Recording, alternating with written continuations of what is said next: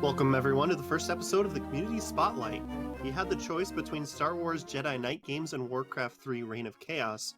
And if you didn't catch that vote, you need to make sure that you head over to our Twitter, Games Done Quick, where there's currently another vote going on between Bionic Commando Rearm 2 and Kirby Superstar Ultra. Today, to show off Jedi Knight Outcast and Academy, we've got Covert Muffin with us. Muffin, how you doing? I'm doing great, Railcoon. Thank you guys so much for having me on. I'm also really excited, especially for these, because both of these games have had amazing showings at various marathons, such as like GDQ, ESA, and a lot of other online marathons. But especially today, we're going to be able to do something that we don't normally get the chance to do, which is actually like talk a bit more about the games and show off things that might not be able to be explained in the timely fashion of like 30 to 40 minutes that you get in like a marathon run. So today is a treat for me, for sure. Okay, so speaking of marathons, just a couple quick announcements to get to. If you haven't been paying close enough attention to our website, game schedule for SGDQ is coming out on the 15th of this month. Volunteer schedule is coming out on the 30th. You can find all the dates related to SGDQ at gamesdonequick.com. And of course, we have that exclamation point SGDQ command in chat. We have Sprint tomorrow and Kusar Grande on Wednesday. So let's get into the Jedi Knight Muffin. Tell me, what made you pick up these games? Like, what made you want to start speedrunning them? So before I started speedrunning, I had already basically been a speedrunner at heart.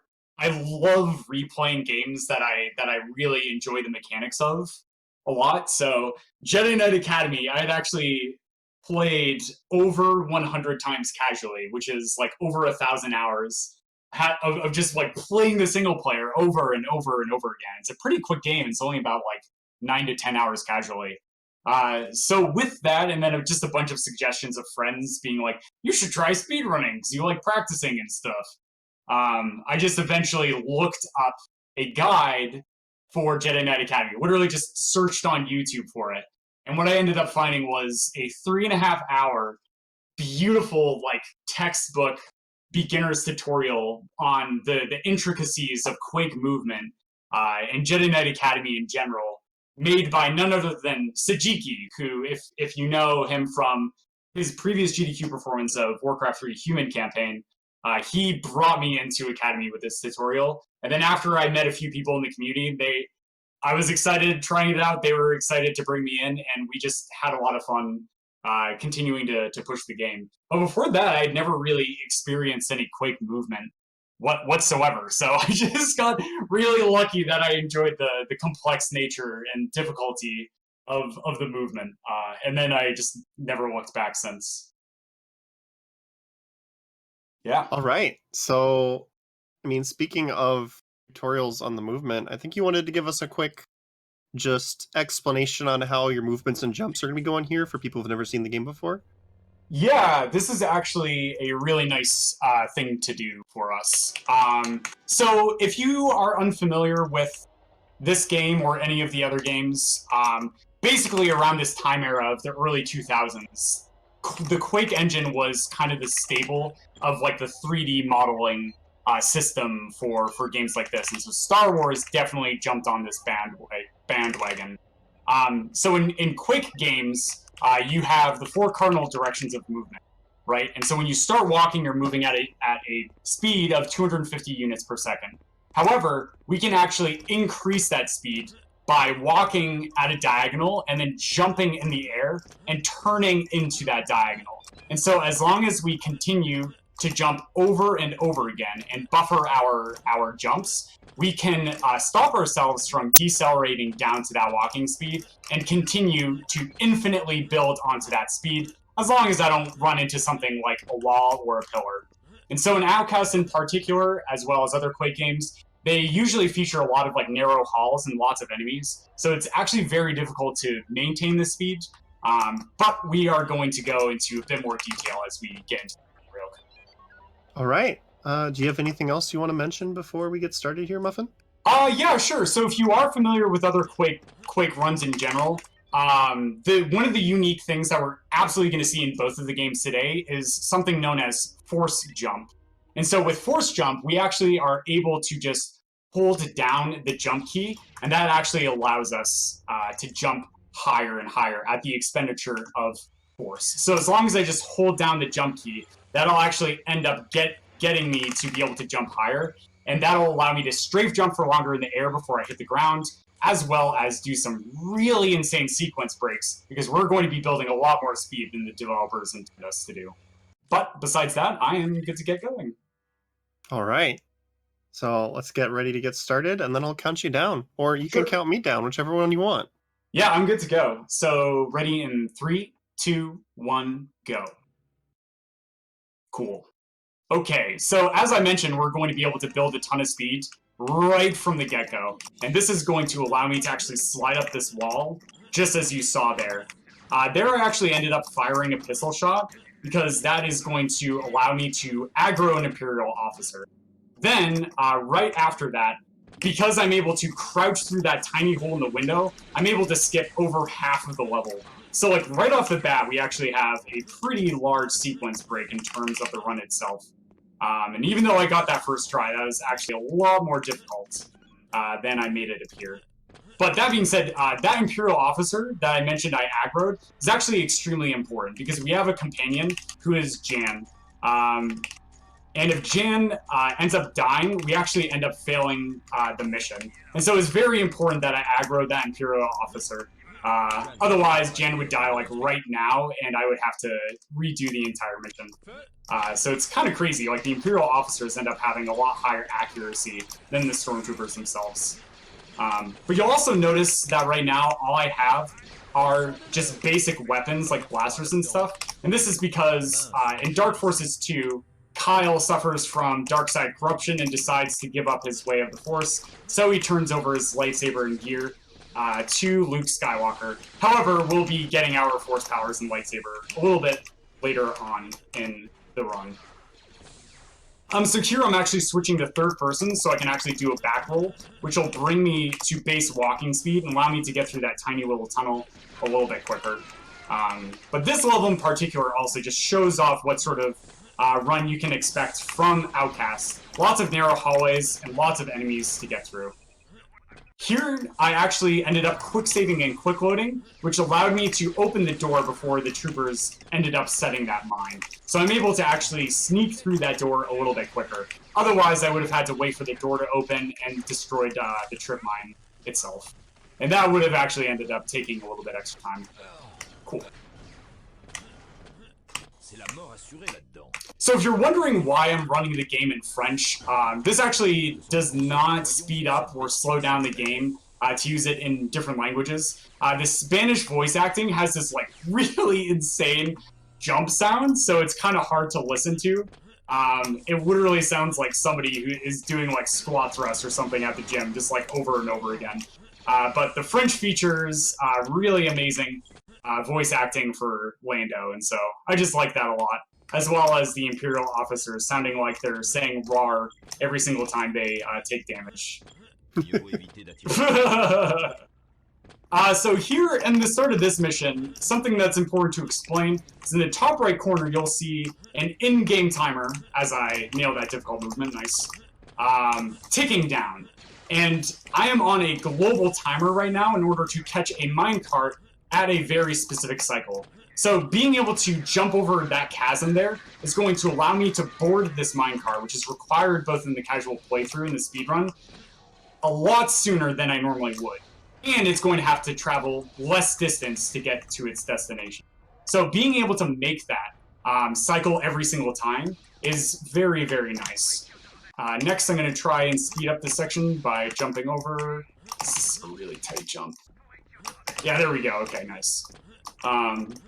And then going through these tunnels, I'm going to try and hug the walls in really specific fashion in order to try and get past these cave bugs. Whoops, a little bit quickly. But there you saw I actually bonked into the cave bug and ended up losing all of my speed. So like at the highest levels of this speed run, it's really insane to see how they are able to just like move through these sections without like dropping any speed at all. And including like in this section, like getting through that door, right? there's this crazy jump sequence to actually land on this elevator a little bit quicker that I'm just not going to do today because I'm not as consistent at that trick. But coming in here, I'm going to drop down trip mines in a really specific area. Nice. And I was able to end up killing off all of those guys really quickly. So that Stormtrooper, I got a little unlucky. He just kind of walked forward. That's okay. But building a ton of speed here is actually going to allow me to catch that elevator before it travels up. And by doing that, I actually save a few seconds by skipping a cycle, and I'm able to stop a bunch of enemies from spawning and potentially getting in my way. Whoops! Okay. That's okay. So there I just accidentally buffered my movement, and that ended up causing me to fall off the elevator right at the mission start. Okay. Yep. So here I am going to be employing something known as Skyrim strats, where I'm going to try and shoot these stormtroopers in the kneecaps. Because for some reason, headshots are a one-hit KO, which is the norm in games like this. But also, the kneecaps actually count as one-hit KO on stormtroopers and Imperial officers. So being able to make use of this is going to be very important for me to be able to quickly get through some sections. Wait, what? Did you see? Okay, so a stormtrooper just ended up walking off the line. Yeah, I saw that. Alright, what a beautiful game. Okay, so here I'm just going to grab some safety health and trip mines just because. And then we are going to be working up these stairs. So on each of these stairs, I'm trying to tap the spacebar at a really specific speed. Because as I mentioned, the moment I hit the ground, I want to be jumping off of it. And if I successfully do this, I'm able to travel up these stairs really quickly. So that last one was pretty good. Okay. So now this is... Okay, good, I got lucky. So in this game, there is a little bit of RNG in terms of how the troopers end up going around, but I was able to get past there without any trouble. Hey, how you doing? So here I'm actually stuck in this minor little cutscene here, but I used quick save and quick load to actually skip the dialogue from this guy. So after that little cutscene ends, I'm able to get through there a little bit quicker. Okay, so here's a really hard jump chain. Wow, I got it! Oh my goodness, okay. That's like... I cannot stress how difficult that jump chain is. It's not required, but it's like... It's super, super nice when you get it. It saves a little bit of time. Okay, so here's something a little bit different. I used to take this part really slowly. But if I'm able to actually get a roll here, there we go. That is able to break my fall to some degree. And so, like, rolling in this game while you hit the ground actually ends up reducing the amount of fall damage that you end up taking. So that was a really nice thing. And I actually just ended up learning that a few days ago. So that's really cool. Okay. Oh, yeah, so here's some more cave movement. Up here is going to be a cave bug right around this corner. Nice, I was able to slip past them. So every single thing that you see is green on your screen is actually really bad for me. If I'm, like, sliding along the wall, for instance, and I run into one of those, that'll actually end up stopping, yeah, just like there, end up stopping my entire jump chain. So trying to stay in the middle of the hallways and still get around those cave bugs is actually very difficult. And that was actually pretty good. That was pretty good. So here I'm going to be trying to kill off a list of stormtroopers, if I can, in this Imperial officer, because we are about to take this guy hostage. Excellent. Okay, so this guy, this is probably one of the only auto-scrollish portions of this run. And this is supposed to be like, you're taking this Imperial officer hostage so you can bust out prisoners and stuff. But for the speedrun purposes, it would just normally be like a section where we just have to sit here and follow along. In the next room, I'm going to be crouching for most of it, because this apparently makes me invisible to all stormtroopers, just crouching. So they are not going to aggro onto me. Yeah, isn't that amazing? And then what I'm going to do is I'm going to shoot the wall at a really specific time to try and get them to not run into the Imperial officer. Oh no, I aggro the people in the back too. Wow, I got insanely lucky there. Okay, so normally I try and aggro them in 2 waves, but I just got extremely lucky there. But they can, like, run in front of the Imperial officer and lose you, like, 5 to 10 seconds if you mess up the manipulation, like I did. But I just got super, super lucky. Okay, so here's another dialogue skip. And then I'm going to drop 2 det packs. Yep, there we go. To destroy those 2 cave bugs. If I don't do that, then they actually end up running forward and trying to kill the Imperial officer. Completely ignoring me, by the way. But now that I have this Imperial officer at max health, I can actually lay a trip mine here right after he passes that checkpoint. Nice, that was really good. And boost him to sort of like an end portion of that. Cool. Okay, awesome. That was really good. That was actually a really nice level. That's one of the harder levels, especially in the early game. Okay. So here I am going to shoot this Stormtrooper in the knees because he is now going to be getting married. And then I'm going to jump over here. Nice. So here there's an ATST behind me, and he's trying to destroy me. But what I actually found out is that you can actually take out one line of those Stormtroopers before going and killing the ATST, and you should survive about like 90% of the time, unless you get like super unlucky and he shoots like 5 or 6 rockets at you. Then all I have to do is come over here, destroy these troopers, which is part of the mission, and then destroy the second ATST. What's really amazing in this game, and something that you're really going to notice when we speedrun Academy, is that this game is really well developed in a way that it's kind of hard for us to skip all of the triggers of a mission. But here, I'm going to focus really quickly on this movement because it's hard. Yeah, okay, I had to go for a backup there. That's fine. Okay, more difficult bit. Okay, cool. I just played that safe. But it's actually extremely easy for us to get out of bounds and actually get to the very end of the mission itself. However, there are a series of sort of like quest checkpoints that we must do before we get through. And so getting that Imperial security key to get back here and disable the shields on the turrets is actually required for us to be able to spawn the end cutscene of the mission. Then I have to go all the way back up and backtrack up to destroy those cannons that I just lowered their shield for. If I don't do this, the end cutscene of the mission actually does not spawn in at all. However, in Academy, this is not the case for a lot of missions, so I can do lots of crazy sequence breaks and just like skip huge portions of a mission. But Outcast is actually very, very, very well made. Okay, so you'll notice that my health is extremely low, and this isn't because I'm being a super risky speedrunner. This is actually completely intentional. So here, yep, nice, I'm at 12 health, that's really good. In order to succeed at this mission, we must die to our arch nemesis, Dasan. Nice. Yeah, and there he is, the overgrown Kowakian monkey lizard. Awesome. Okay, so, and that is actually the spawn for the end mission. And then here is another dialogue skip from C-3PO. So a little bit of the story for this game itself, which is actually really, really good, and I highly suggest doing a casual playthrough of this game if you have not.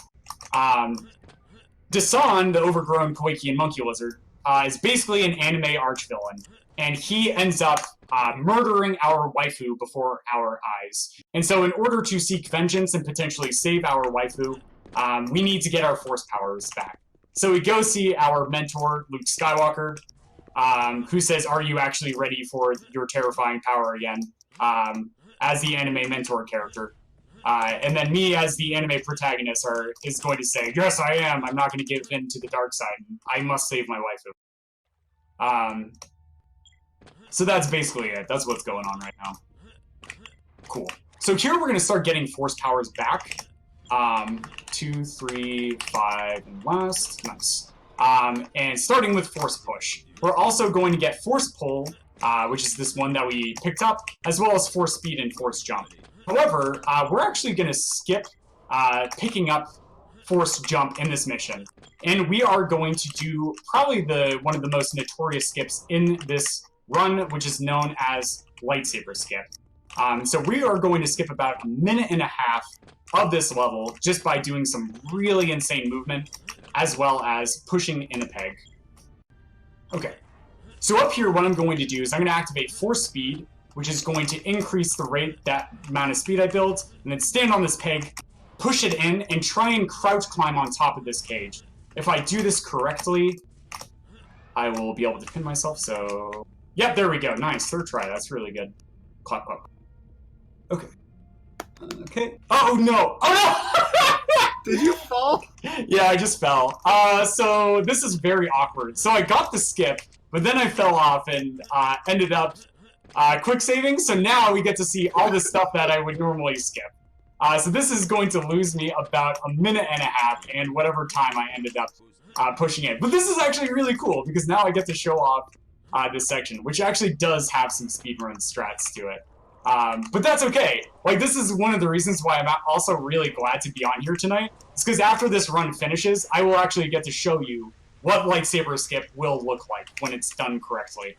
But here, I'm just going to sneak through. Yep, just like that. And normally you're supposed to, like, activate force speed to slow down time. But I don't need to do that. I can actually just end up building tons of speed with strafe jumps in order to get through.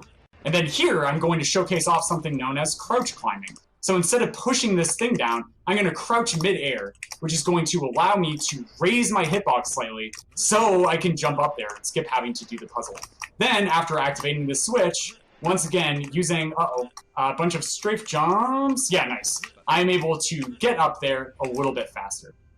So now, this is the place where I would have gone if I had successfully done lightsaber skip. But now we are going to go ahead and get our lightsaber. And this is good. I actually practiced what would happen if I failed the lightsaber skip, so I'm very glad I did that. But there, I'm just going to quick save the game, and we have our lightsaber. Awesome. Okay, so now that we have our lightsaber and our force powers, we are going to be going to the next mission, which is going to be NS Streets. And NS Streets ends up being one of the faster missions, even though it's one of the more complicated and intricate levels for the casual playthrough itself. But there's lots of puzzles and stuff. Okay, so there, once again, just more dialogue skipping to be able to get through there a little bit quicker. And here I'm going to use a command known as vid restart. This is going to actually allow me to enter this cutscene. Normally we're on this like super stealthy section, and our force powers are locked. However, after I enter this cutscene, it actually gives me back my force powers. And instead of having to, like, kill a bunch of dudes and, like, go through a switch and stuff, I'm able to actually exit the way that I end up going into the mission. That's okay. Okay, I can do this. Alright, cool. So that's actually a pretty big sequence break, what I just did there. And then up here is going to be a really insane jump chain. I'm going to go for what I usually do in PB attempts, but if I fail it a couple times, what I'll just end up doing is going for something that's a little bit easier. So over there is the end of the mission. If I can just make it over to that dumpster. So if I'm able to just build tons of speed, nice, wow, first try. That's actually insane that I got that. That is, wow, that's amazing. Wow, okay. So I didn't have time to explain it because I got it first try, but we're over here now. Okay, so here I'm going to throw my lightsaber and turn it off, because your lightsaber hilt also deals lethal damage to enemies. And that was for no other purpose than for swag. Okay, alright. So this mission is going to really showcase off what happens when we're able to use Force Jump to its fullest. As I mentioned before the run, one of the cool things in Outcast is that we can actually jump higher than just normal hop height. So it turns like bunny hopping and strafe jumping into something even more potent and powerful. So there we met Lando, who is going to be our best friend and is going to save us, or excuse me, help us save our waifu. And then up here is going to be our jump. And nice, I got it. Cool. So there's a backup for that jump that's like really close by, but that's still really awesome I was able to get that first try. Okay. Okay, and nice. Alright. So in this upcoming section, we are going to enter another cutscene using vid restart. We can actually enter these cutscenes using just simply quick save and quick load, but it's a little bit more difficult of a timing press. But in here, I'm going to take out my bowcaster and enter this cutscene. Okay, so in this cutscene, we're actually going to be entering it for a different purpose. At the end of the cutscene, it's actually going to end up teleporting us down to a really important spot, which is going to allow us to progress with the mission. Also, those turrets don't actually end up moving while we are in that cutscene itself. Where are you? There you are. Okay. I don't think I have enough time, so I'm just going to play this super safe. So there I just ended up killing that guy for his weapon, which is going to be very useful in a future mission. And yeah, we didn't have enough time. That's okay. But there the cutscene ended, and then we teleported where we were supposed to actually start the fight in that room. And so being able to finish all of that, use the cutscene to be able to warp us back, saves a little bit of time. And that's really cool. Okay. So really funny soft walk here is if I actually activate this elevator switch before Lando stands on it. If I do that, then the game soft walks. But there's Lando Calrissian, our best friend. Face. Yeah. Very beautiful. So up here, what I'm going to do is I'm going to push this guy over. Because after he dies, he actually drops an invisible thermal detonator. Normally, items have sprites when they drop, but that guy, for some reason, they don't.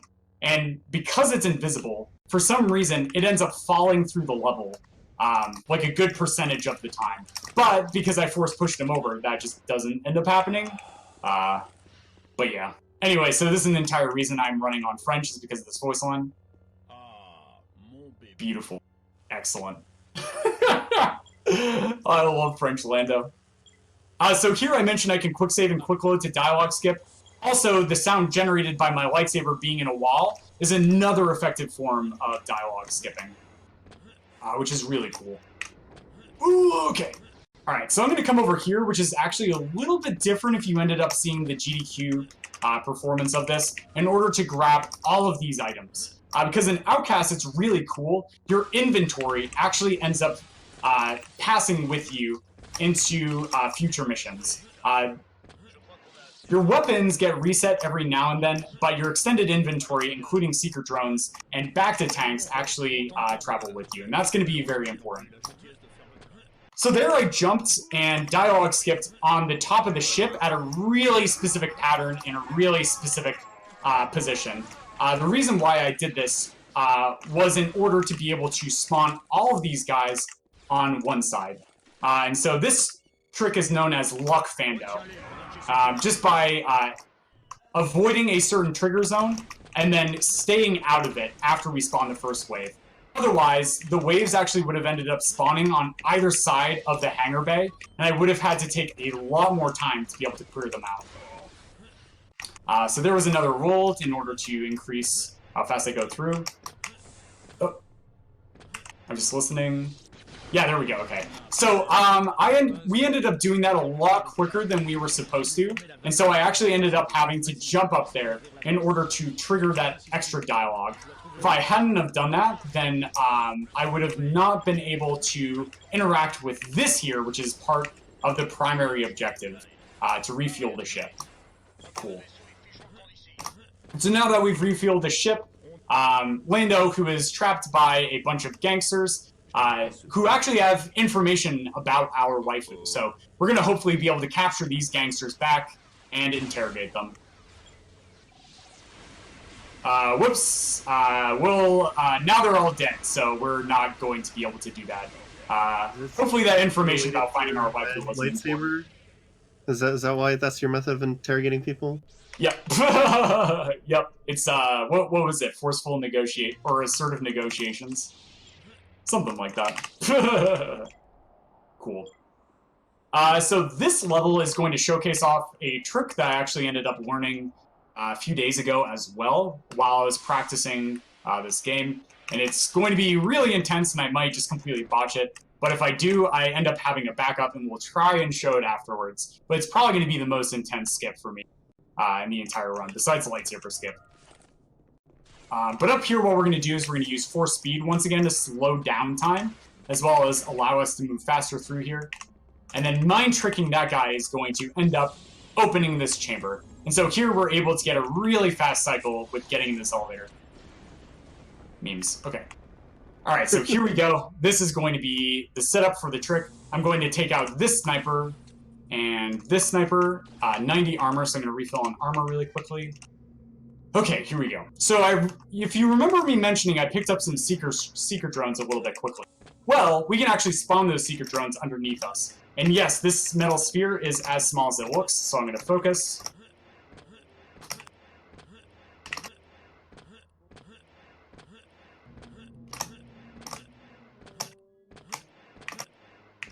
Okay, About halfway. Okay.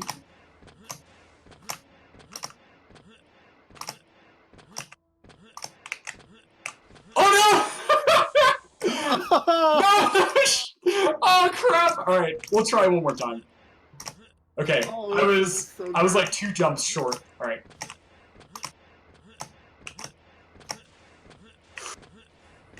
All right, come on.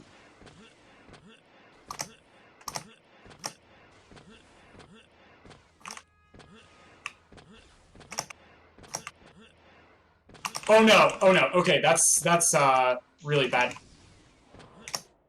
I think it's this one. Yes, it is. Okay, good. Okay, so I didn't get the full skip because I got really bad RNG, and that guy ended up shooting the seeker drone, which aggroed it off of me. But that was still really good. I'm actually very happy with that. And so that trick is known as Underseeker. Oh no! No, stay away! I don't want friends! Okay, we're good. No problem. Okay, breathe. Oh, okay. So here's one of the very few portions of RNG in this run, are these vents. So I quick save right before I hit the trigger for spawning the vents, because there are 4 of them, and they spawn in a random pattern.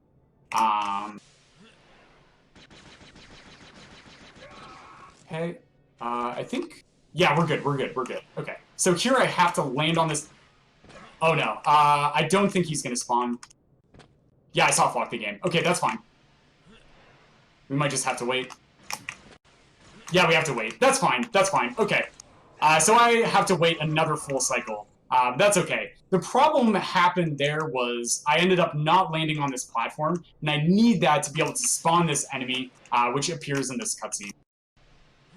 And yep, there we go. Okay. So this is going to be the first epic lightsaber combat in the game. So I'm going to do a little bit of setup for it, and... Oh! Okay, he's actually just dead.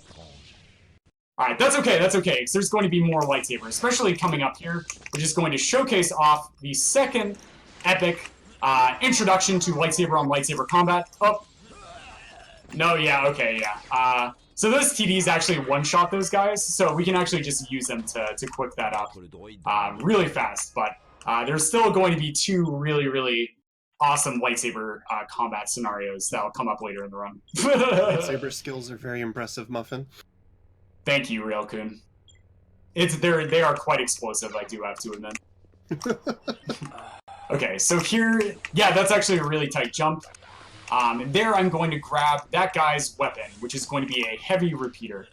This heavy repeater is going to be really useful in this next section, because we have to babysit this droid and get him to a really specific location really fast. So there I'm going to use the alternate fire on this heavy repeater, which is going to shoot out these gigantic explosion blue plasma thingies, and that is going to allow me to get the droid to the switch a little bit quicker. Nice. Okay, so upcoming here is going to be the first of a couple of these types of tricks. So what I'm going to do is no, I didn't like that spot. I'm going to push this guy up this ramp. Yep, that looks good. And then I'm going to pull him midair. Because the moment I jump off the ground, it decides the maximum height I can jump with force jump. However, if we pull that guy up in the midair, we're actually able to jump off of his flying corpse. And that actually allows us to do another force jump to jump even higher. So here's going to be another one of those secret drone skips. This one, however, isn't like 30 jumps in a row. It's just going to be 2. So I was able to get up there much easily. Okay. So that was actually probably one of the larger sequence breaks in the entire run. And then I actually have to backtrack and fall down that elevator in order to spawn that Imperial officer so I can get through that mission. Okay.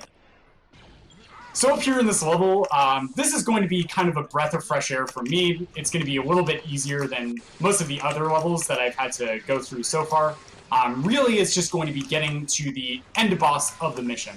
And this is really going to be what used to be one of the bottleneck tricks in the entire run for runners. However, when I picked up Academy, I actually had a lot of experience with the lightsaber combat. So the runners from Outcast actually asked me to take a look at the boss and see if I could end up finding anything to make the boss fight a lot quicker, but more importantly, a lot more consistent. because the lightsaber combat in this game is very difficult. There's a lot of RNG. Like, they also have force jumps, so they can end up, like, jumping all over the place and avoiding you. However, what I ended up discovering is that if we're able to have blue style here, which I grabbed in an earlier level, where you're able to just roll on her head and do a backstab maneuver, and that always one-shots her. So that was probably my biggest contribution to this run. So upcoming here, we're entering another cutscene right at the beginning of the run. It's not gonna like warp us like the other cutscene. However, it stops all of these stormtroopers from being able to attack me, and then doing some really tight and precise jumps, I'm able to jump up there very, very quickly. Then, after the cutscene ends, I have to hit that switch 3 times to be able to progress. And yep, there we go. Okay, so this next trick is going to be kind of RNG dependent. But we're going to see how it goes. Yeah, okay, so I got bad RNG. But this is a trick that was found by a runner whose screen name is Hotshot. If you just bring an NPC over to this door, it actually ends up opening it. This allows you to skip some really unfortunate stuff. Okay, so there I just planted my face in front of a door. That's actually in order to start an elevator cycle in the very next section. The reason why I'm doing this before opening the door itself is because if I'm able to get through here and wait for this elevator to pass, I'm able to do another really difficult secret drone skip. Nice, first try. And I'm able to catch this elevator. This trick used to be a lot more difficult and a lot tighter to do the most optimal route. However, with this flechette, if I actually end up firing the ground and dealing damage to myself and popping myself up, I actually mitigate like over half of the fall damage that I would have taken from that spot otherwise.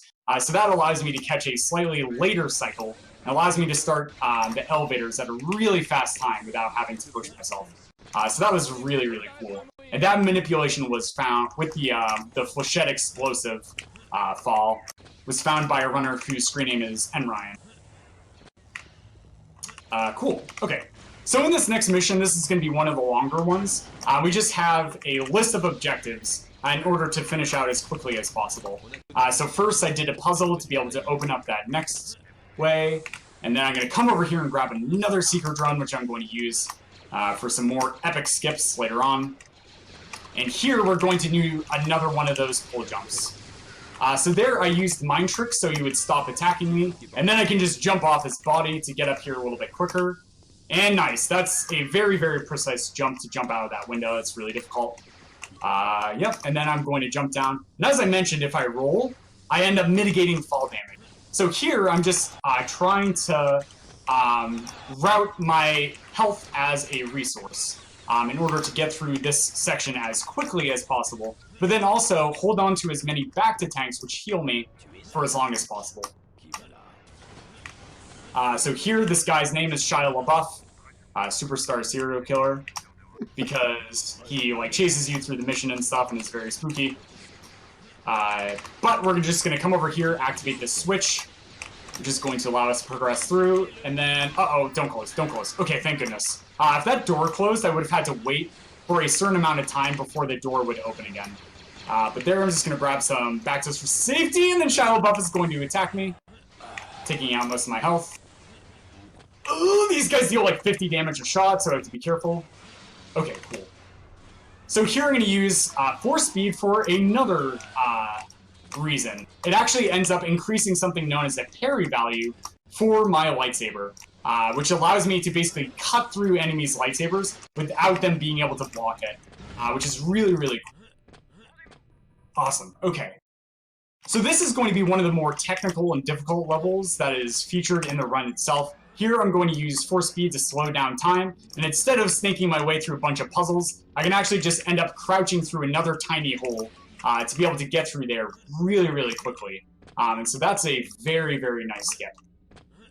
Then through here, I'm actually going to be trying to manage my force, which you can see is the blue meter in the bottom right-hand corner of your screen. Because every time I use force jump, I end up using it, and the longer I use force jump, the more force I use. But as you saw there, I just barely had enough force to be able to get up here. Then, chaining together some nice strafe movement and some tight platforming, I'm able to, yes, jump over these instant death cylinders. Then here's another really difficult one. All right, nice. Okay, not over yet. So there, I'm going to crouch through that hole to be able to skip part of the puzzle. And then we're going to come down here. So upcoming here are going to be two of the biggest skips in the entire run. Together, they save about a couple minutes. And it's going to start with me getting past the section. Immediately after that, I'm going to end up using a chicken robot in order to be able to jump a little bit higher. The moment I step through this door, these platforms are going to start rising. However, open please. Okay, because I'm able to use force speed, I'm able to slow down time just for long enough in order to be able to raise my hitbox ever so slightly with crouch to get up here. Then immediately after that difficult and precise trick, I have to come over here and do a huge secret drone skip. All right, normally we have to go in here, snake like all the way down in order to get a security key, then snake all the way up in order to like hit a switch or something, and then backtrack once more in order to be able to get through the rest of the level. But if I just am able to jump on this tiny little metal sphere, which is going to travel in a counterclockwise circular pattern underneath me consistently, I am able to skip all of this. So I'm going to focus. Okay.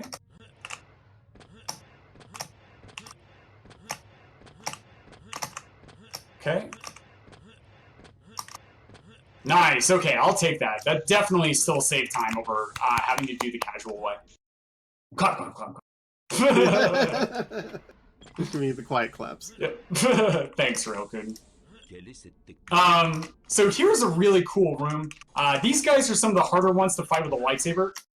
However, if I end up force pulling him, he actually just ends up falling to his death, and I'm able to just kill him without even swinging my saber a single time. And it's the dialogue there is also really funny, because Kyle is like, my goodness, their armor is resistant to force powers and lightsaber attacks. But that suit of armor did not stop him from all of the bones in his body being crushed into a pulp. Here's more dialogue skipping, and then I'm going to switch into first person because it's easier to aim.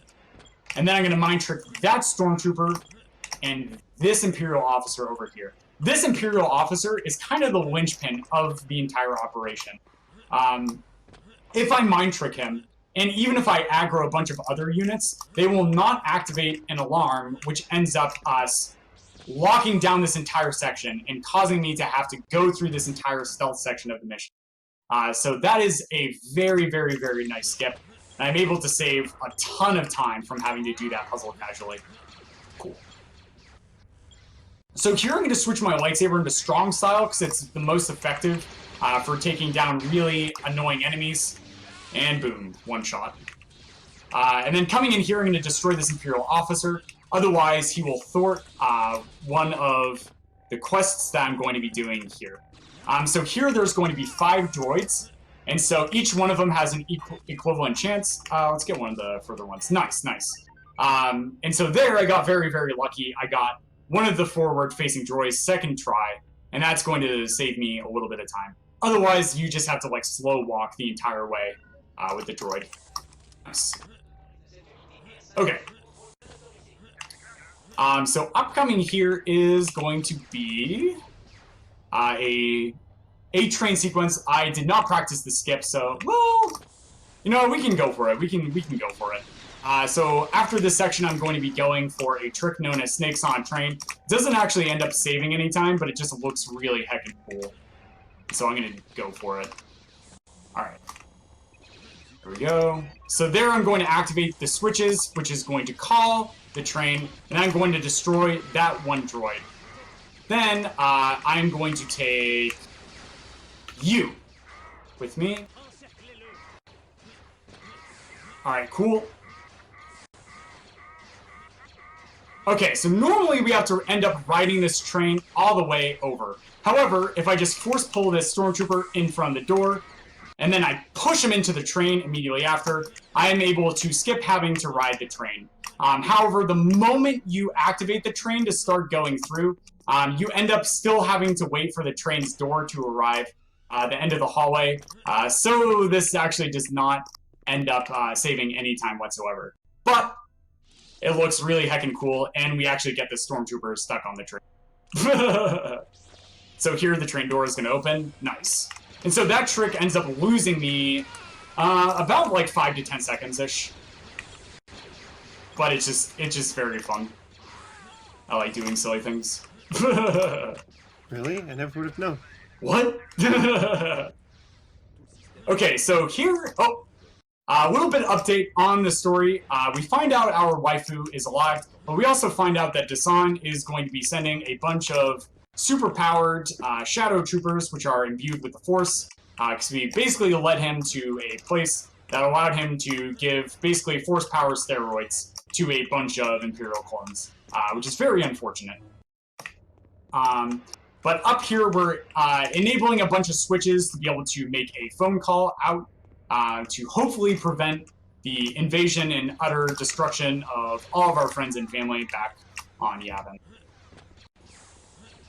But coming through here, I'm just going to be activating these switches, and then I'm going to make a phone call out to my sugar mama, Mon Mothma. And so, hopefully, we're able to contact them in time so they're able to prepare. But it would be really nice if these guys could just give us the room, like a bit of privacy. And voila. I love that. So there, it's not because of polite manners that they actually ended up escaping us, but it's because entering that cutscene ends up despawning all of those enemies. Alright, cool. So upcoming here is going to be a awesome level, and this is going to be a good portion for audience participation with the Twitch chat, if you guys would like to help me out. We are going to be doing a trick known as Spaceman. So if you'd like to help out, all you need to do is type out Spaceman in all caps lock, and make sure you put a space in between every single letter. And this is because we are going to be entering outer freaking space. Okay, cool. So there, what I did was I opened both of these hangars' doors, activated force speed, slow down time, and then because we're wearing cloth pants, we can survive vacuum of space, and nice! First try. That was awesome. I don't think that's how space works. Kylo Katarn begs to differ. So basically what happened there is a trigger to basically vacuum you out of space, but holding down a few keys and crouching is going to allow me to get through that section without hitting the instant death trigger that is in outer space itself. Then, as the door is closing itself, I am able to make it over there in just barely enough time, before I end up getting stuck outside in the vacuum of space. And that allows us to skip a huge portion of the mission, which is really, really cool. So shoutouts to Brindar for the name. I think he also discovered the trick. But there I'm just killing 2 of those Sith to be able to progress into the next part of the story, and hopefully the game does not soft lock here. We've actually been very lucky so far, and the game has not crashed, because it can get a little bit unstable sometimes. So fingers crossed. Nice, okay, and we were able to do this. Okay, so during the GDQ performance itself, the game actually soft locked there, and I wasn't able to show this off. So normally you have to do this really slow switch puzzle with Jan. However, because I was able to enter that cutscene, I was able to skip having to do all of that. Then, in this next upcoming mission, we're going to be using a seeker drone to do a skip, but not to be able to jump on it. Instead, I'm going to spawn it on the other side of that door, and then skip into this next level. And so that is going to be the largest skip of the run, allowing us to skip the entire mission. And so the way that actually ended up working was the seeker drone and any enemy NPC are capable of activating the end trigger of the mission for us. And so because I'm able to spawn the seeker drone on the other side of that door, it's able to land in that trigger zone, and voila, end of the mission. Awesome. Okay, so in this level, this is Yavin Swamp, and this is going to be kind of similar to how Academy is going to look. So here I'm going to be trying to do very precise platforming, and building tons of speed with strafe jumping, and jumping for large periods of time. And so managing my force is going to allow me to jump at specific portions of time, and then building my speed is going to allow me to get through the sections a little bit quicker. Like here, I do not want to land in the water, because then I would not be able to skip that section and jump over all those rocks. Then coming through here, I'm going to be, yeah, see there. I ended up bonking my face against that floorboard. And so I wasn't able to maintain my speed to be able to get through this section in one single jump chain. But that's okay, I still did a pretty good job. Nice, okay. And upcoming here is going to be my favorite level of the speedrun. So as I mentioned, if we're able to strafe jump, it's going to build us tons of speed. However, also landing on forward-facing slopes is going to also end up building us tons of speed. There I didn't do a very good job, so I ended up having to do some extra jumps. That was pretty good. My force is looking very low, so I'm going to go for an alternate strat and jump underneath these pillars here. And then continue on with the jump chain. So in this mission, it's very, very important that I keep my force as high as possible as I'm coming through this section in order to be able to jump over this thing right here. Yeah, nice, okay. And that's going to stop me from having to walk around and go through a swimming section. Yeah, so my force is low there, so I actually just end up having to wait here. But if I was able to maintain my force and do some really good jumps, I would have gone through that section about 20 seconds faster. But that was still okay for a no reset. Cool. Alright, so we are quickly approaching the end of this run itself. Just a couple more missions before we end up hitting that end time. So here I'm going to be jumping through in very specific fashion, and in here I have to end up killing off 2 enemies of these Jedi. Oh, I thought I got... Ooh, the Jedi actually hit me by accident. Nice, okay, okay. Whoops! And that is going to cause this trooper to shoot a rocket. Nice, okay. And then we are going to jump through towards a cutscene. So this is a level that we came through earlier. However, everything is destroyed because Dasan ended up attacking Yavin. Okay. So upcoming here is going to be a really nice cutscene entry, and it's going to allow me to end up skipping a fight. So I'm going to skip a very small portion of the cutscene and then enter it to speed this up just ever so slightly. And then jumping through. In this cutscene, the exit to the level ends up opening up, and we are able to just slip through. So major thanks to Dasan for allowing us to skip that fight. Then here I'm going to force speed and then jump into the slanted ceiling, which is going to build me a ton of speed to be able to get through that puzzle without having to think too hard about it. Cool. Okay. So time is going to be coming up in about 20 seconds as I go through here. So here, lightsaber combat really came down for the speedrun between the Tavion fight and the Dasan fight, which is this very, very end fight. And so here what I'm going to do is use vertical red to deal a ton of damage, and then I'm going to use force speed at a really specific time to slow down the swing. So get ready on time. Up he rolls, and time. GG. Yay! Alright. I actually got to see a lightsaber fight that time. Woo! Yeah, TDs unfortunately don't one-shot Dasan. Oh, good. Alright. Yeah, so that was Jedi Outcast. Good. Oh my goodness. Really well done, Muffin. What was the time for that, by the way? 47:27. Okay, yeah, that makes sense. I ended up missing lightsaber skip, which lost me about a minute and a half to like 2 minutes because I also had to go for the skip. And then we messed up Underseeker, which is that super long jump chain. So can I show some stuff off before we go to break? Go for it. All right, cool. Okay, awesome. Excellent. All right, so let's see. All right, so the skip I ended up missing, which was lightsaber skip, I am actually going to show off what that looks like if I was going to be able to do that successfully. So here what I'm doing is I am going to come up before this door and then use force speed to slow down time. Then standing on this peg, I'm going to try and force push it in. Around this cage is actually a tiny, tiny little pixel lining that I can land on. But what I'm going to do is I'm going to try and crouch midair, which is going to raise my hitbox and allow me to actually land on the cage. Whoops! Oh, I actually got the original skip there.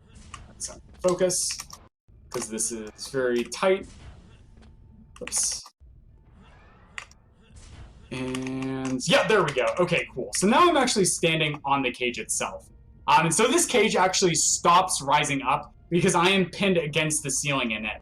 And for some reason, this does not actually end up causing me to take any like crushing damage or anything like that. Then I'm going to slowly ease away, causing the cage to actually rise up. And then, as I mentioned, we had blue style for the Tavion fight, even though we normally do not unlock blue style until after we defeat Tavion. But because I was able to do this lightsaber skip, during the dialogue, I'm allowed to switch my lightsaber style to blue style, which allows me to hold on to this because the inventory transfers over between missions to have an easier Tavion fight. Yeah, boom. So that was something I actually missed during the run. So I'm very glad that I have the chance here to also show that off. Cool. All right. Was there anything else you wanted to show off before you break? I'm trying to think. I think the answer is no. Yeah, the answer is no. There was some stuff I could have showed, but I did not end up having a save for that. So, nope, that's it. That's it for Outcast. All right, thanks for that run of Outcast. We're going to take a quick break, guys. Make sure you stay with us. We're going to have Jedi Knight Academy coming up once we come back.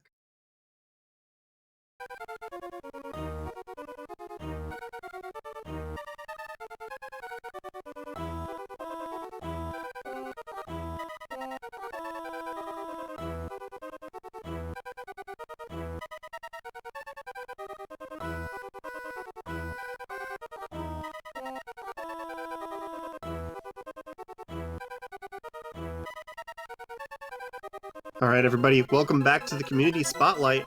After that first run of Outcast by Covert Muffin, we're going to have a run of Academy coming up for you in a few minutes. But first, we would like to talk about a few upcoming shows and dates for SGDQ. So tomorrow at 8 p.m. Eastern, we have The Sprint.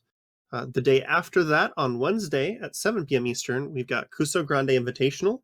If you haven't seen either of those, make sure you tune in and check them out. They're quite a bit of fun. And of course, the game schedule for Summer Games Done Quick is coming out on the 15th, and volunteer schedule is going to be on the 30th. Both of those this month. So we also wanted to talk about the Community Spotlight itself. Not only are you guys able to vote on which games you'd like to see, there's a nice little link in chat there for you to the current Twitter poll, but the second link in that command is also a link to where you can find a form where you can submit games that you would like to see on this show.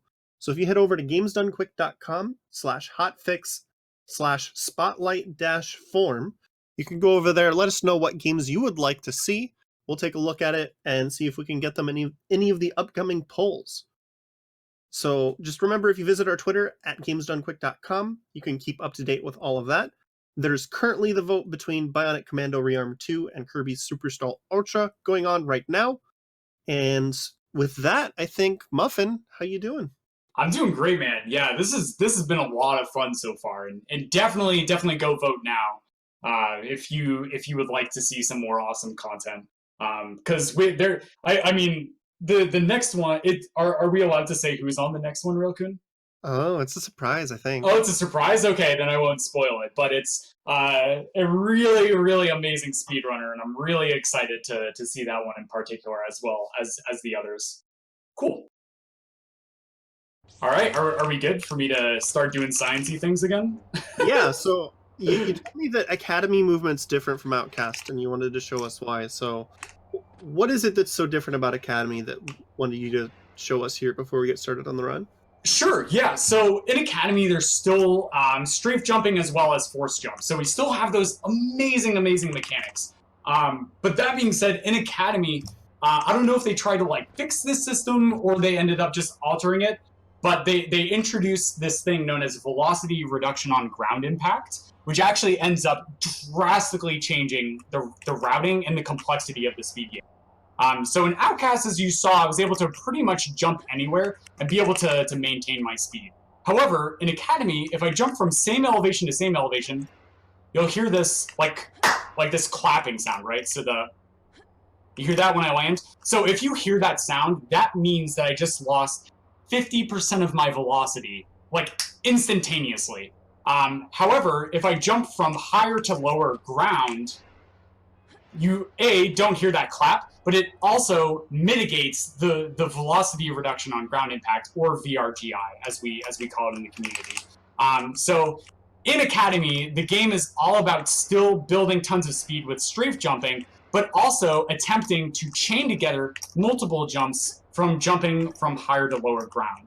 And then if that wasn't bad enough, we actually only have a certain height range where I can do this elevation boost to mitigate VRGI. If I jump from too high, it actually, it still claps, and I still lose 50% of my speed. So the height itself is very slightly above the player model height itself. So if I jump from here, as you see, I still am able to maintain my speed. Also in Academy, we actually end up having more air control, so I am able to build more speed from turning midair in that strafe jump. Also, changing directions midair at very specific times is going to be super important for me to be able to build even more speed. Because as you might imagine with strafe jumping, if I just end up curving in an arc, I have a very hard time moving from point A to point B in a straight line. So what I'm going to end up doing is moving in kind of a wave motion, while still trying to jump from higher to lower ground, while still trying to build optimal speed by turning at a very specific rate, and do all these elevation boosts to not lose all of that speed instantaneously. So Academy itself is going to be a real pleasure to show off, and we're going to see a lot of this go on. But are we ready on the timer, Rokun? Yes, I'm ready.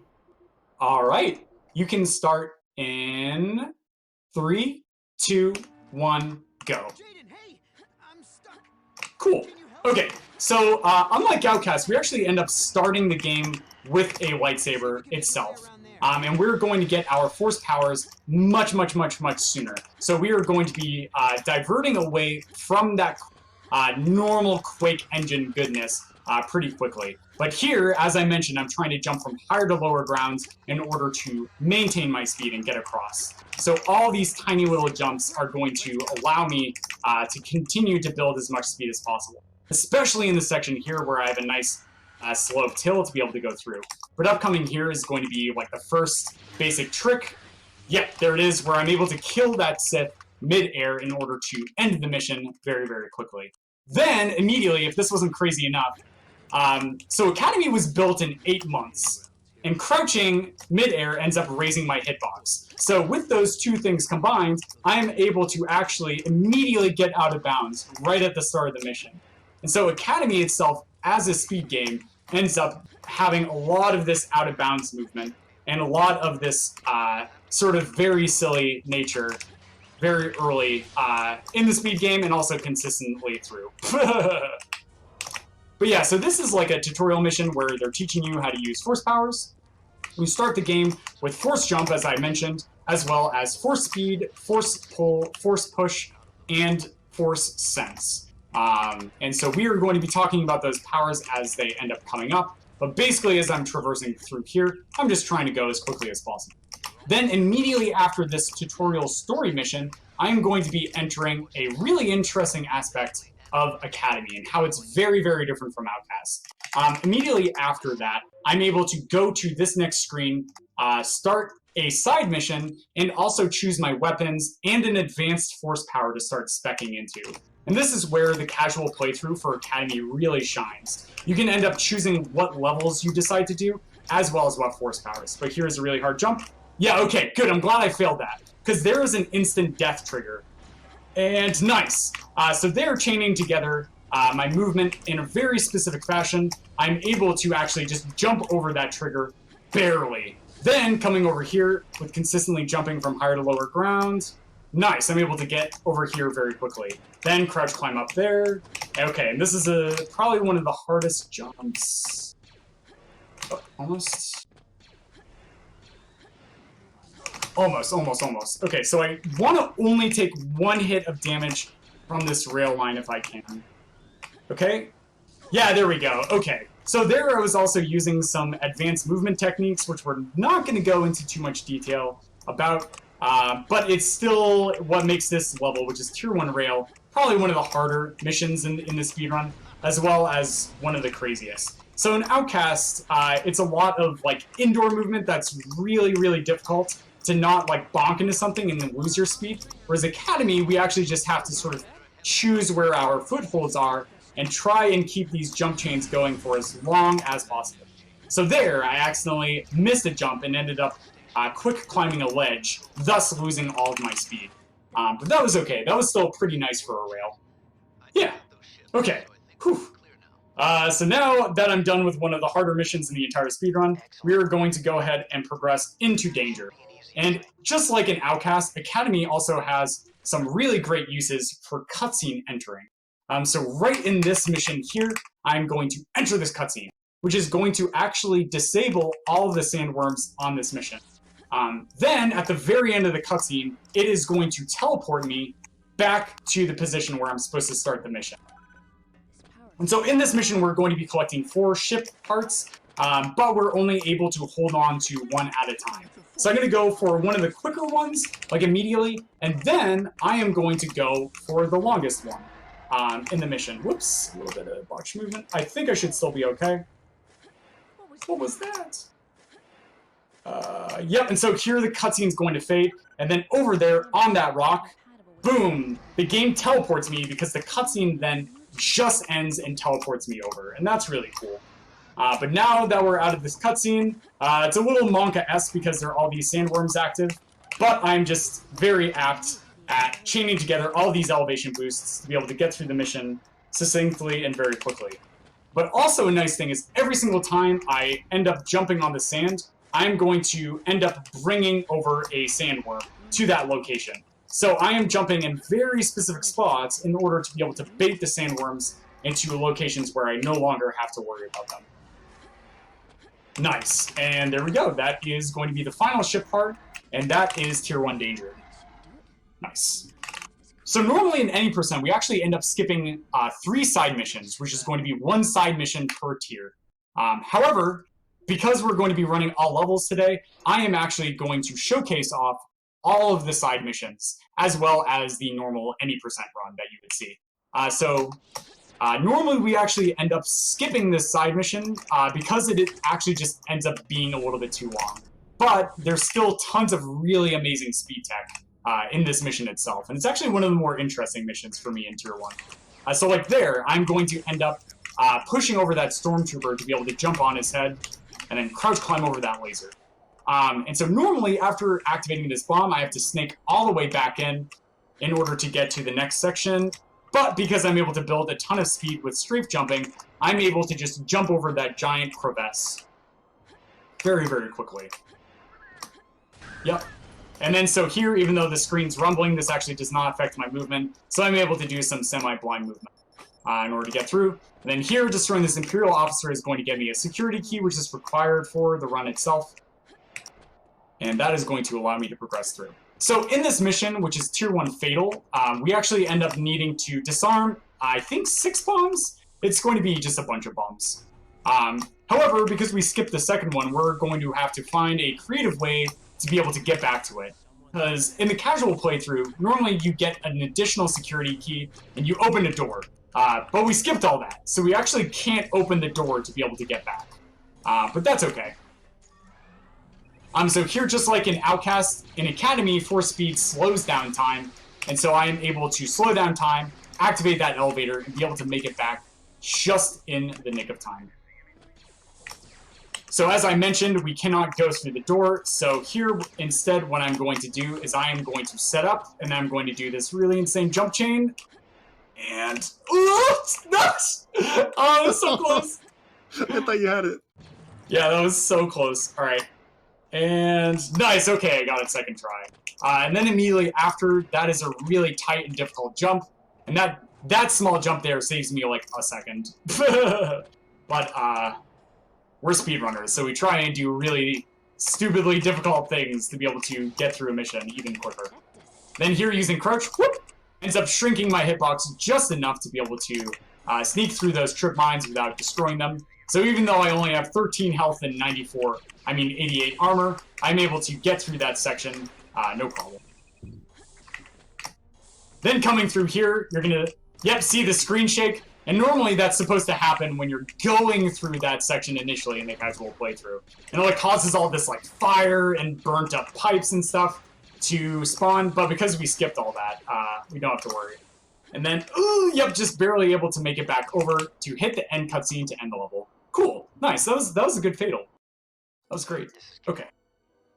So up next is going to be one of my favorite missions, both casually and also in the speedrun, which is going to be Tier 1 Surprise. And Tier 1 Surprise, as I mentioned in all the other levels, we want to try and jump from higher to lower ground.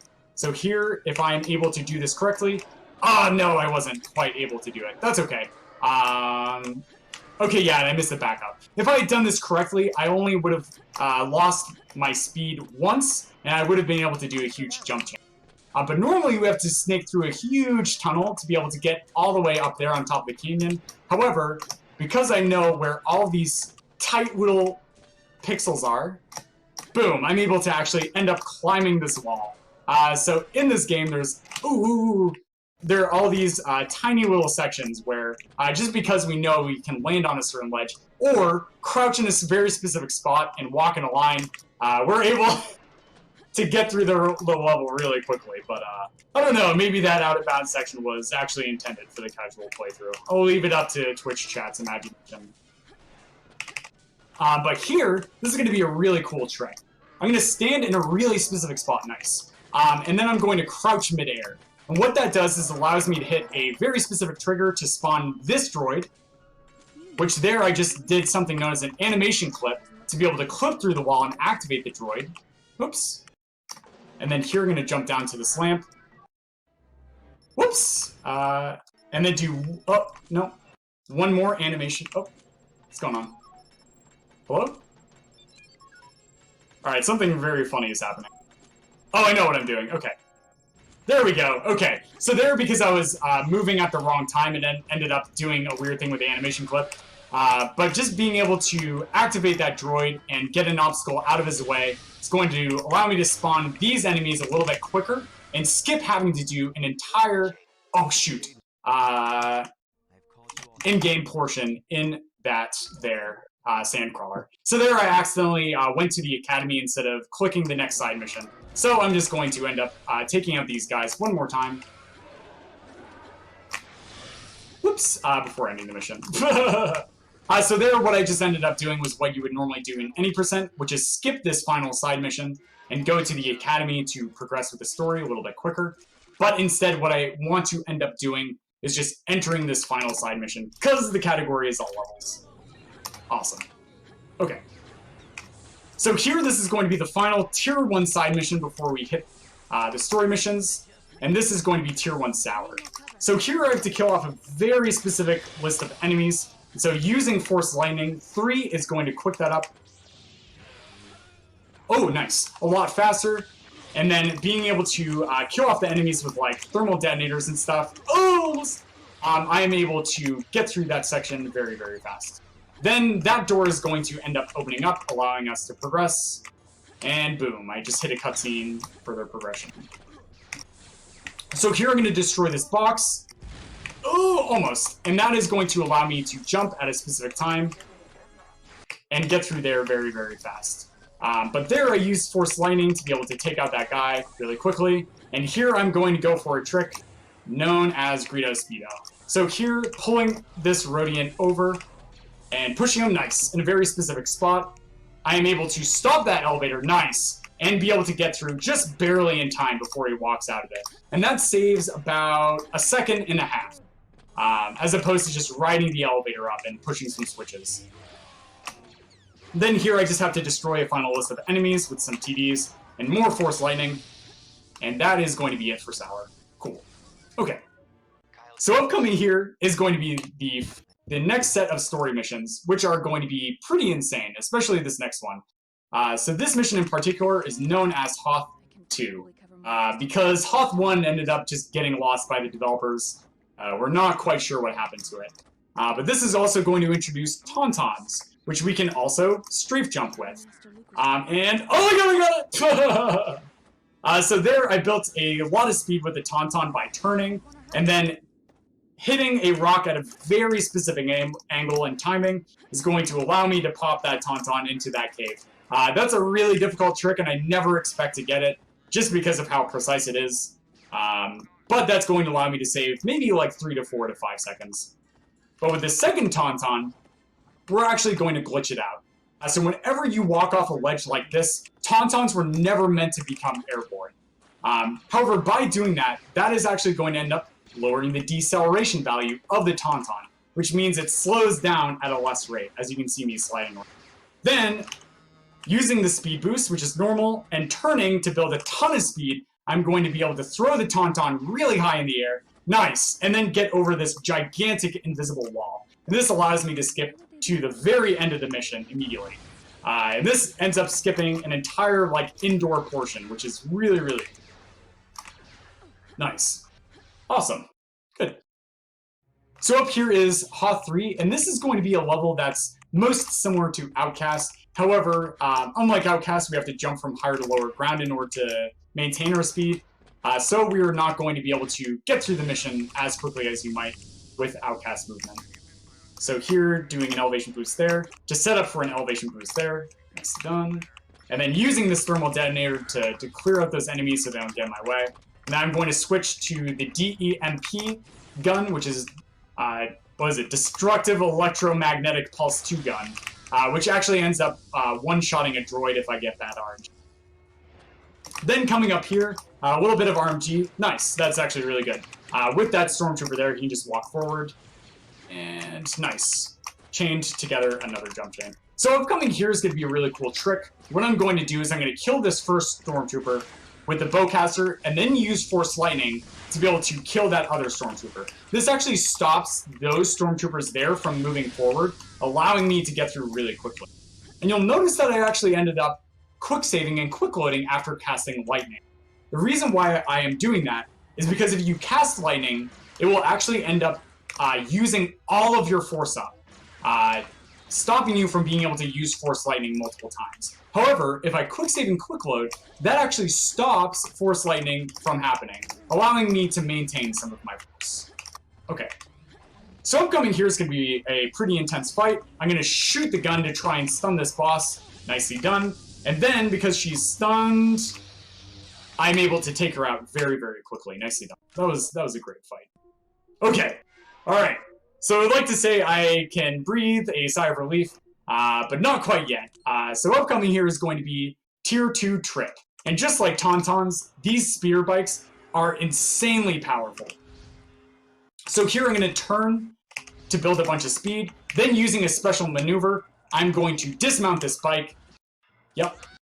And try and whack my player character with it at a really specific angle. Come on. Alright, I'm just going to reload the level. I quick saved a little bit too late. That's okay. So if I'm able to do this and survive somehow, I am able to hit myself all the way up, there we go, to the top of the mountain, just like that. Oh my god. And that is a trick known as the Nickel Age, named after a previous iteration of the trick, known as the Nicolas Cage, or the Nicky Cage for short. Nice. Because we're a speed running community, big memers, and really good at naming tricks. Cool. So the entire reason why I jumped up here to this mountain is because the end trigger of the mission is actually extremely close to the very start of the mission. Nice. And that is going to allow me to end the mission insanely fast. So here is Tier 2 Rogue. And on this mission, the end of the mission is clearly on the other side of this bridge. However, the developers were like, we don't want them to just jump across the bridge. So they threw this huge invisible wall up. However, they did not account for us to be able to build tons of speed, with strafe jumping, in order to be able to jump to the other side. Nice, okay, second try. That's really great. And jump around that giant invisible wall. So we're able to skip the grand majority of this mission, making one of the longer missions casually into one of the shorter ones, which is really too bad because there's a lot of really cool movement on the rest of the mission if we don't skip it. Okay. So here I'm going to show another side mission that we usually end up skipping, which is going to be known as Tier 2 Rancor. And Tier 2 Rancor actually isn't much slower than the most optimal mission. In fact, it might actually end up being a little bit quicker. So here, right at the start, I'm going to use Force Lightning in order to kill off a list of enemies, because we're going to be freeing a bunch of prisoners and getting them to the end of the mission. Then killing this guy is going to allow me to get a security key to open that door and progress on through. Okay, cool. So normally what happens in this mission is you end up having to free one batch of prisoners and then backtrack all the way through to be able to activate another switch. However, just like in that Tier 1 surprise mission, I can animation clip with thermal detonators, which allows me to stick my hitbox completely through a wall in order to activate a switch, freeing even more prisoners. So here's going to be the next one. Yep, there it is. And then here is Jimmy the Rancor. However, I made sure that I ended up picking Mind Trick and getting him to stay in this corner and face that wall. Because of this, he no longer is going to end up chasing around these prisoners and eating them. Because we're trying to keep him on a diet right now, not because we're wanting to actually save these prisoners. Yeah, bad Jimmy. Okay. So upcoming here, we're going to do one more animation clip. This is the difficult one. So here I'm going to face this wall. Nice, to be able to get my hitbox a little bit further into it. And then activate those guys in order to free them. Then coming through here, there's a group of 4, which normally give us a security key to be able to backtrack through the mission. Yeah, there we go. In order to continue to free prisoners. But because we're able to animation clip, we can actually do that all from this arena area instead of having to backtrack through every single time, which is really, really cool. Then upcoming here, what I'm going to do is I'm going to wait at a very specific area in order to allow some of these prisoners to despawn. You'll notice that these green prisoners are despawning as long as I stay far away. And this is going to stop them from bunching up. Yeah, nice. Because the last group has to end up crossing the trigger in order to be able to allow me to end the mission. Cool. Okay. So what I'm going to do here is go into the next mission, which is going to be Tier 2 Deep Red, and this is going to showcase off a skip that I have not actually shown off in a marathon performance before. So here what I'm going to do is I'm going to push this Stormtrooper over, and then I'm going to crouch onto this ledge. So that difficult jump was the easy one, and here is going to be the hard one. If I jump nice at a really precise spot, I'm able to end up catching like 1 of 4 pixels, which is going to allow me to get up there very, very quickly. Then jumping over here is going to allow me to jump up, nicely done, and jump on top of this building. And so the reason why I'm on top of this building is there's actually this gigantic invisible wall right here. And if with that invisible wall there, I'm not able to simply just jump up to that ledge in order to get through. But because I'm on top of that huge building, I'm able to build a ton of speed using strafe jumping. I can actually end up jumping over it. So that was really, really cool.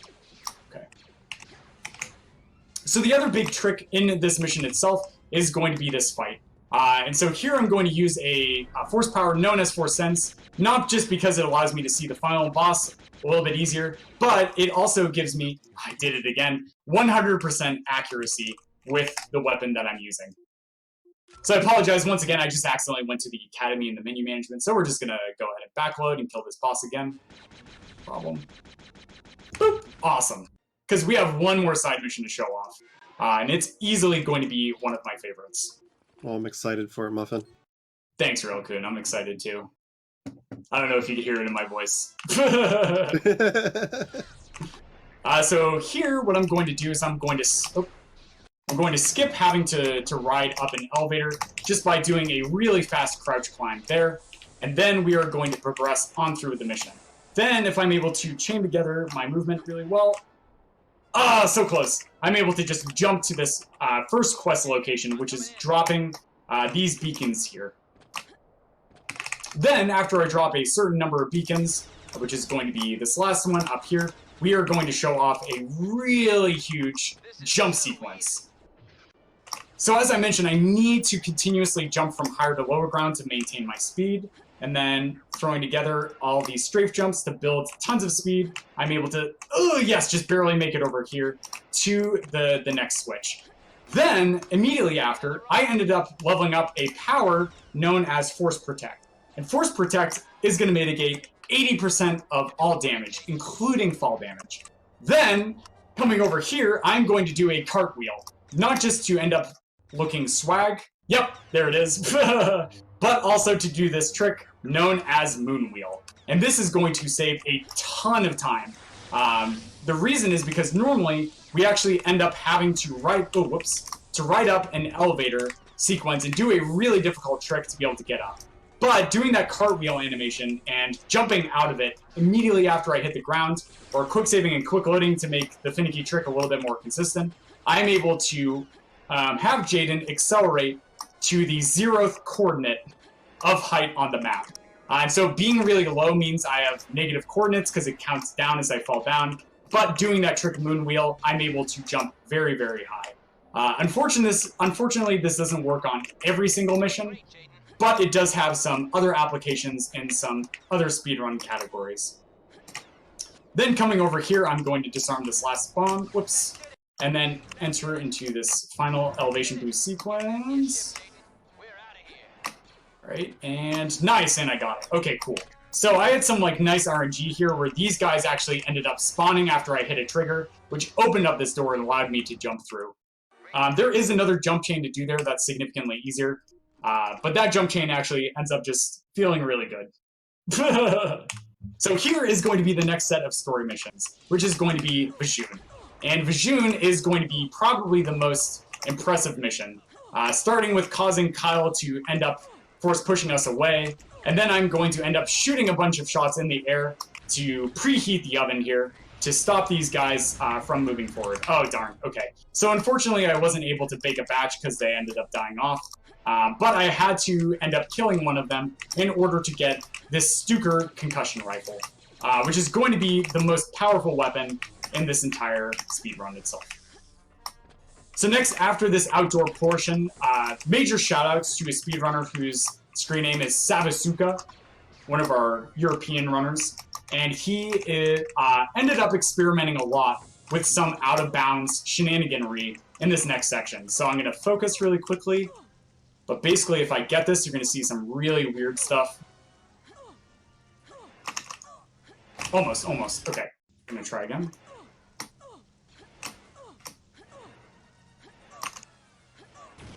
Okay.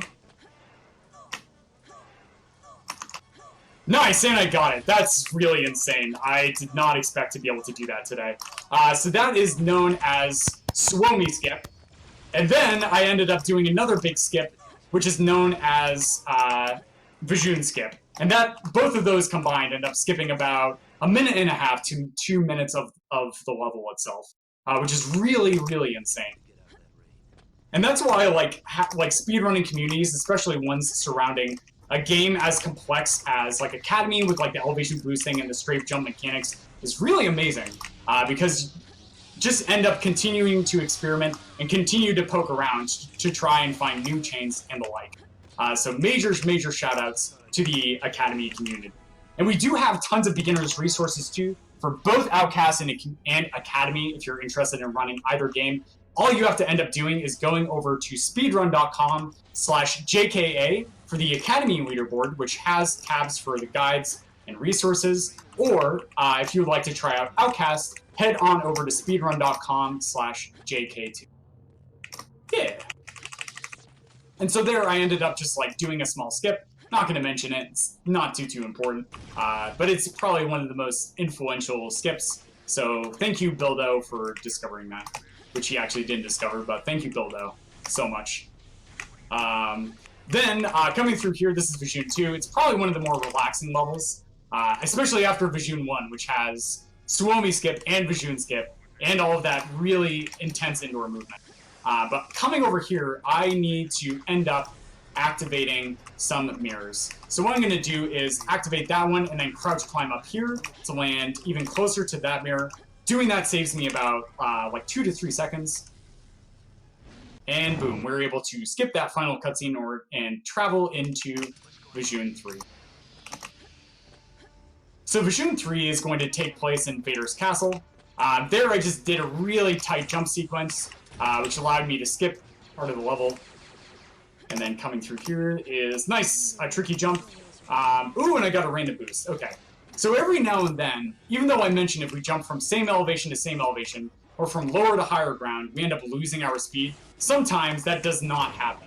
And we call these random boosts. And there actually is a reason why they do work, but I'm not going to get into it because it's very, very weird and slightly complicated. But upcoming here is going to be Robot Room, where I'm going to activate the robots and then use something known as pull cancellation to pack in 2 shots very, very quickly. And these are going to fire AoE bursts to be able to kill the robots as they spawn, because the next wave of robots actually spawns immediately after the prior ones end up dying.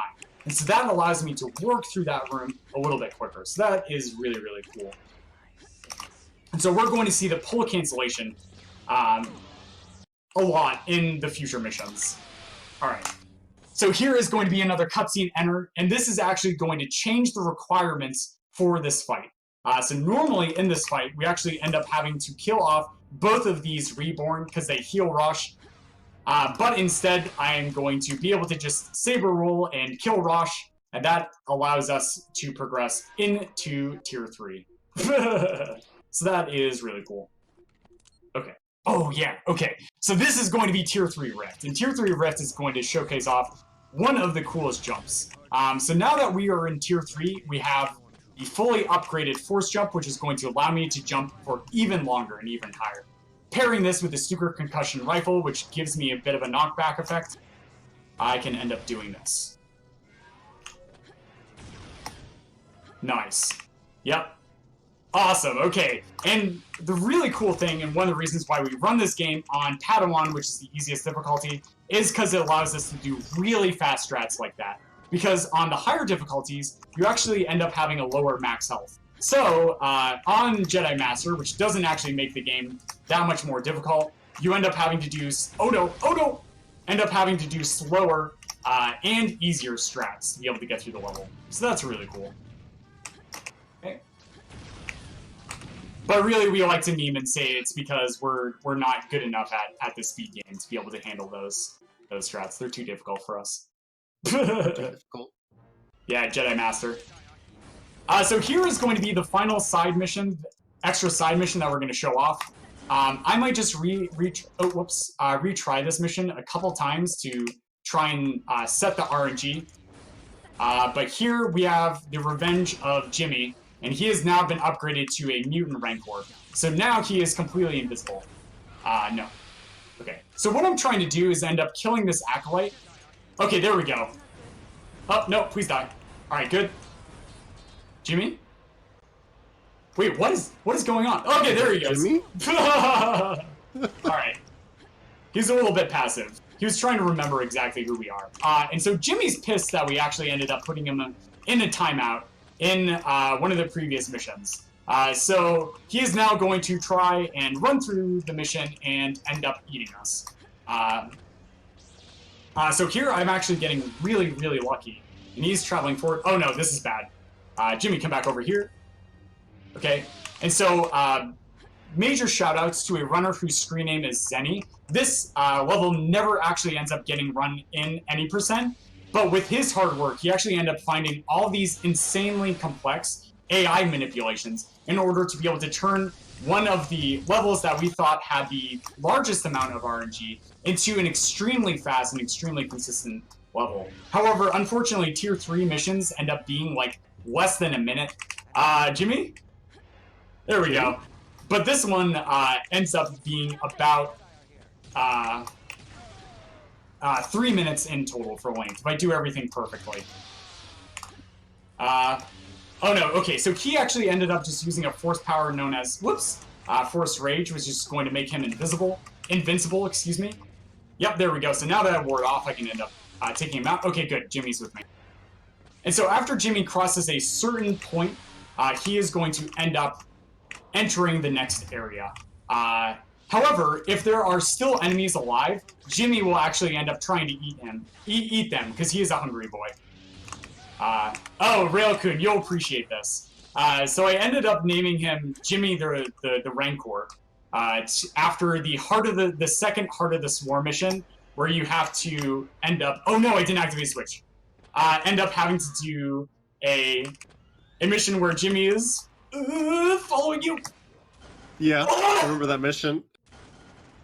Okay, so I forgot to activate a switch. Okay, we're good. Okay, all right, we're good. And then it's horribly, atrociously RNG and stuff, and it's very difficult to do. Yeah, Jimmy's very helpful in that one. Yep. Just like here. Yep, just like here. And so, unfortunately, Jimmy's having a bit of snack time, so we have to wait.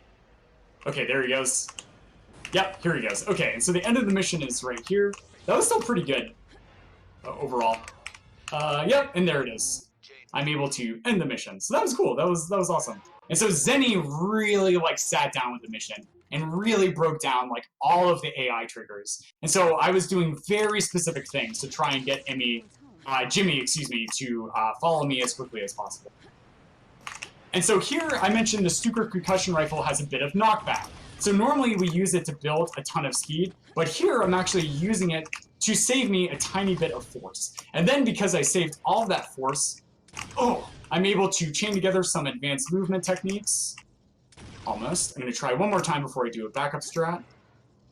Okay, I'm going to do the backup strat. Which is literally just using some extra force and a shot to be able to get up here. I'm able to get up here as quickly as possible, because the end of the mission is completely on top. So we want to be able to save as much force as possible. Yeah, okay. But that is an RNG section known as Lightning Spire, where a lot of the enemies in there have the Force Lightning skill themselves, and if I get hit with Force Lightning, it actually ends up canceling out my Force Jump. So I stop being able to jump all the way up there. So that could have turned out to be a lot worse, but I got very, very lucky. Cool. All right. So upcoming here is going to be a really fun mission, actually, and a very relaxing one compared to the other missions, which are very difficult movement-wise. But in this mission, it's going to be very small and very closed off. So I'm just going to try and chain together as much jumps as possible and continue to progress through. But there I killed that Imperial officer because he drops a security key opening this door. That is going to allow me to progress through. So just like in one of those Outcast missions, we are actually on a global timer. And so what this means is that I want to progress through the mission at a very specific rate, now that I've crossed an invisible trigger, which you can't see because it's invisible. But after I cross that trigger, it ends up starting a bunch of TIE fighters to start moving around and shooting. However, if I am able to move through this section of the mission at a very fast pace, I can actually end up getting the same TIE fighter pattern every single time. So including here, where I'm going to focus really quickly to try and jump at a certain time. There. Nice. I'm able to jump up that elevator at a very specific rate. Okay, that shotgun guy ended up surviving, so I have to be careful on the way back. And, okay, I did not get the cycle I wanted, but that's okay. And, nice, I got the backup. Okay, that was really good that I got the backup. Also, what ended up happening was one TIE fighter appeared to not spawn. And the TIE fighter did spawn. However, the two things that can actually end up dealing damage to those TIE fighters were either the laser gun turret that I was manning, or the TIE fighter shots themselves. So based purely on a ton of RNG and hand waving, some TIE fighters can actually end up destroying each other. Which is very, very fun. Fire. Yep. But interesting enough is that we can't actually damage the TIE fighters with any weapon. So even if we found a way to get out of bounds, we can't actually end up shooting them with a rocket launcher. It's only those two things that actually end up destroying them, which is really funny. Okay. So this level is Tier 3 Bounty, which is going to be the final side mission of the run before we close out with some final side missions. So this is going to really showcase off what we can actually end up doing when we can jump with the extreme duration that Force Jump 3 allows us to. So here the goal is to place 6 bombs. So there were the first 3, and then we have to backtrack over here. Nice, I actually just nailed some really difficult movement. And then upcoming here is going to be another really hard chain, so I'm going to focus. Okay. Yeah, nice, I got it. Okay. So there I wanted to land in a very specific part right before the door. If I landed too far away, I would have bonked into the door and not been able to continue the chain through. But if I landed too close to the door, it actually would not end up opening in time to allow me to pass through. So that was really, really cool. Okay. Awesome. So here I'm going to be paying attention to Boba. Oh, okay, this is really, really good. And so he can use one of 3 weapons, and he'll just end up randomly switching between the weapons. So there he actually ended up taking out the Disruptor Rifle. So if he still has the Disruptor Rifle here, when I travel through this door, I'm just gonna listen. Okay, he might still have it, so I'll go for it. Yeah, he does. Okay, I'm able to do this really difficult jump to be able to get up here and then take out Boba in his spawn section instead of waiting for him to jump down. And that saves a little bit of time. So that was really, really cool. Awesome. Okay. So this mission is going to be Tasper 1, which is actually probably the longest mission casually, but it actually ends up being one of the shortest missions for the speedrun, all because I was able to jump on that Stormtrooper's head. Then, coming through here, whoops. I'm just going to wait. Yep, there we go. I am able to just jump up here in order to be able to progress to the end of the mission. But, wait. I think there's supposed to be a bridge there. Hang on. Let me try something. Oh, wow, wait, oh! There is a bridge there. That's handy.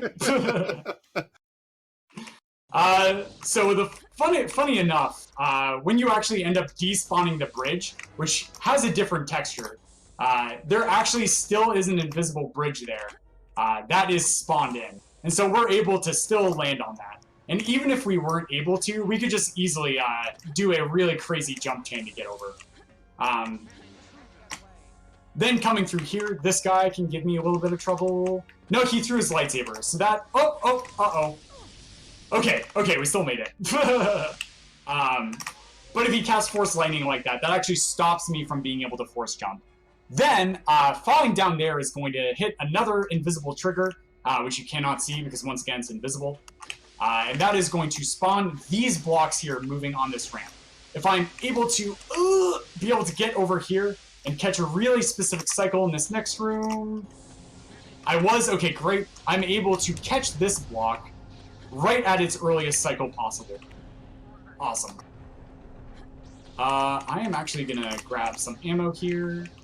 I can't remember if that's the ammo I needed. Yeah, it was. Okay, cool. And so that just ended up getting you a little bit of extra safety ammo. So upcoming here is going to be one of the harder lightsaber fights of the run. So here's Alora, and when I actually end up casting Force Speed, you'll notice that she also ends up casting Force Speed. However, if I catch her in certain animations, like that stun animation there, I can end up stopping her from also activating Force Speed. Then quick saving and quick loading to allow me to disable Force Speed sooner, to toggle the cutscene, allows me to get through that mission very fast.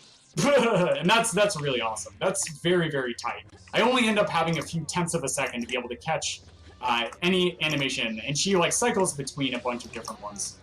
But upcoming here is going to be a really insane trick that I don't really have a lot of time to explain. So here what I'm going to do is I'm going to throw my lightsaber through this floor. Then I'm going to come over here and disengage it at a very specific angle. And almost. No. And... oh, so close. So what I'm trying to do is get my hilt to bounce. Oh. And destroy 2 blocks. Oh, that was close. And almost. Okay. So this trick here actually ends up saving about 20 seconds or so from having to do the other strat.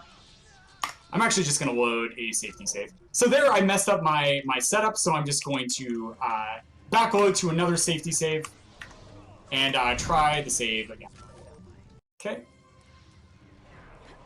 Okay. So after the run, we can actually go through and explain this trick a little bit better. So here, I'm going to walk back, and the goal is to disengage it at a very specific time. Almost. And there we go, nice. And that opens up the exit of the mission and allows us to go through. So that's very, very cool. And that's a very, very difficult trick. So getting it that quickly in a no reset run is very, very nice. I still actually don't have a PB with that trick in it, which is pretty crazy. But there I just did an insane jump chain to get to the end of the mission. So time is actually going to be coming up very soon, because all I have to do is do 2 more very fast lightsaber fights. So here using force speed to slow down in order to deal more damage again. And then get ready on time. And time. Alright, that's 43:26. Nice underestimate. Yeah! Yay! No! Good timing on the yay no. Yeah. I love that. But yeah, that was Jedi Knight Academy. And so I was also really glad that we got to show off the additional side missions too. Because even though they usually don't get shown in any percent, which is the most popular category, they still actually do have some of the most fascinating tech available. But yeah, if we still have time, Relkun, I can break down some stuff. We definitely have some time. So show us the stuff you want to show us here. Great. All right, excellent. So let's actually end up explaining this trick here that I had to load the backup save for, known as Vrindor. Oh, whoops. All right. Okay. So with this trick, normally the speedrun strat that we do is we come over here and we throw our lightsaber down and disengage it, which allows the hilt to be able to break these chains, because the hilts are able to still deal damage to some objects. And these chains end up being one of those types of objects. Then I have to come over here in order to break these pillars, whoops, which is going to open up the exit to the level. Then the old strat is to then come back out here and exit the level, right? But I can bypass having to break that floor and all those chains if I just simply show tries one, end up doing this. So here I just entered this weird mode, which is going to draw these white lines. I'm sorry this is going to be a little bit weird to look at, but as you can see, there is those 2 pillars that I need to end up breaking, right? And if I'm able to bounce my hilt into those pillars, it'll end up opening this exit door for me. So I am going to end up, taking my lightsaber here and throwing it down. And so here you can actually follow the lightsaber and see where it is. And then disengaging the lightsaber. Yeah, see there, I hit the pillar on the right. And boom, there we go. I'm able to bounce the lightsaber hilt off the wall in order to break the 4. So that is the trick that I was ending up going for. But it's insanely difficult and precise when you're supposed to disengage the lightsaber to get it to bounce, and when you're supposed to be able to get through it. Cool. So that's Vrindor. Alright, so now let's take a look at vehicles in particular. So as I mentioned, when we actually end up turning with vehicles, we end up building a ton of speed. Then they all have the speed boost feature as well to build even more speed on top of it. Then, for some reason, the developers were like, yeah, we really like Star Wars movies, like Return of the Jedi, where you can do this cool hip check feature, and end up butting these speeder bikes out of the way. Slow motion effects are really cool too, but terrible for speedrunning. However, what isn't terrible for speedrunning is when I activate this animation, this hip check animation, it actually ends up going through frame by frame and reapplying my direction and velocity of the speeder bike itself. So why this is important is because they tried to do it to stop you from slowing down, right, as you're continuing to move forward. Or if I end up turning and building speed, it ends up saving my angle of momentum as well as direction, and allows me to reapply that speed every single part of the animation. Okay? So if that didn't make sense, don't worry. It's weird, right? But it allowed us to originally discover that we can build a ton of speed with the bike and continue to reapply it to be able to throw ourselves all the way over here like this.